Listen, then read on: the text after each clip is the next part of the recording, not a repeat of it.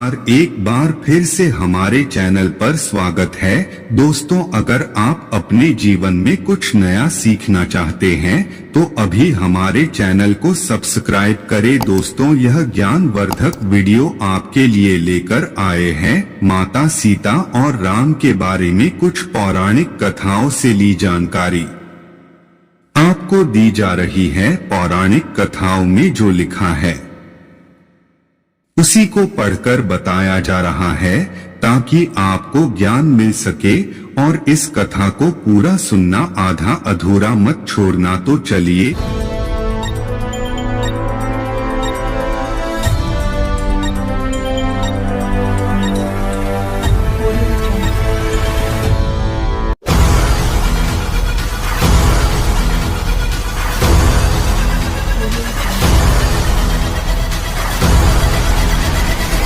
क्या आपको मालूम है कि लक्ष्मी रूप भूमि पुत्री माता सीता ने भी अपने जीवन काल में एक ऐसा घोर पाप किया था जिसकी सजा उन्हें उनके उसी जीवन में मिली।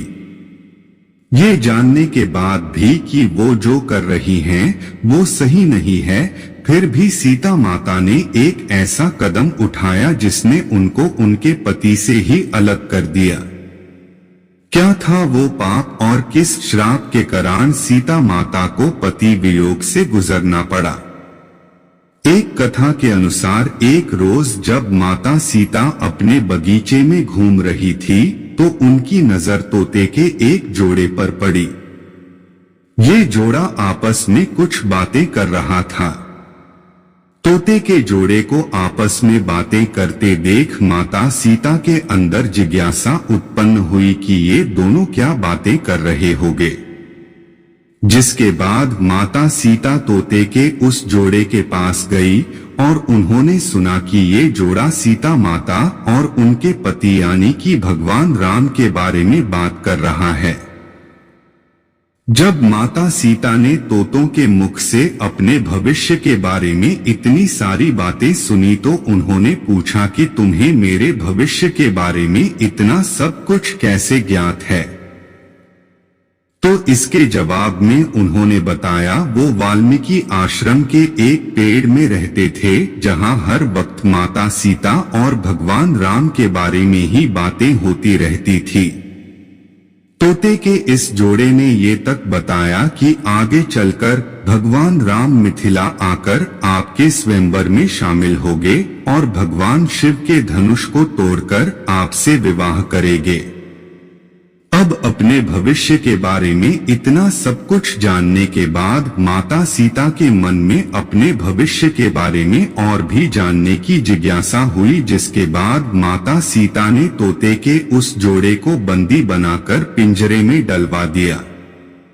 काफी कुछ जानने के बाद अब माता सीता को मादा तोते से एक लगाव हो गया था, जिसके बाद माता सीता ने नर तोते को तो पिंजरे से बाहर कर दिया, लेकिन मादा तोते को अपने पास पिंजरे में रखने का ही निर्णय लिया। अब तोतों का जोड़ा एक दूसरे से अलग हो गया था, जिसके बाद मादा तोते ने माता सीता को बताया कि मैं गर्भवती हूँ, मुझे छोड़ दीजिए।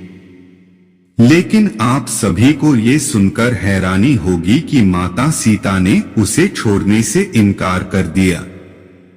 नर तोते ने भी माता सीता से अपनी बीवी को छोड़ने का काफी निवेदन किया, मगर माता सीता ने कहा कि उन्हें मादा तोते से लगाव हो गया है।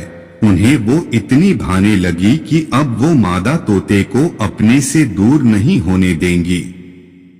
इसके बाद नर तोते ने ये तक कहा कि मेरी बीवी को खुले जंगल में हमारे बच्चों को जन्म देने दो, इसके बाद मैं वापस अपनी बीवी को आपके पास छोड़ दूंगा। मगर इस पर भी माता सीता नहीं मानी और तोते को वहां से अकेले ही जाने को कह दिया गया। 3 से 4 दिन गुजरने के बाद मादा तोते ने पिंजरे में पति वियोग के कारण दम तोड़ दिया।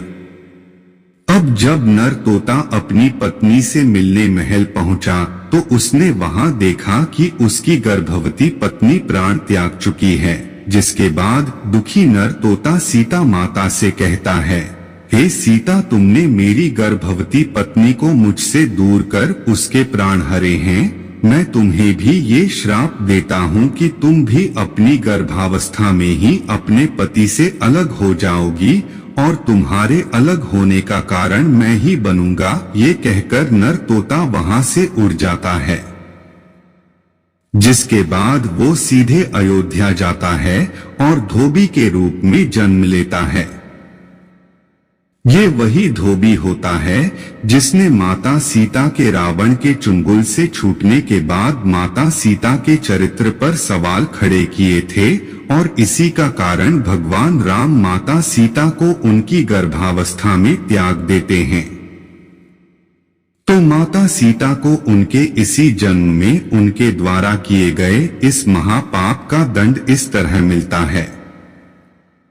दोस्तों, अगर यह वीडियो आपको अच्छी लगी हो तो वीडियो को लाइक करना और चैनल को सब्सक्राइब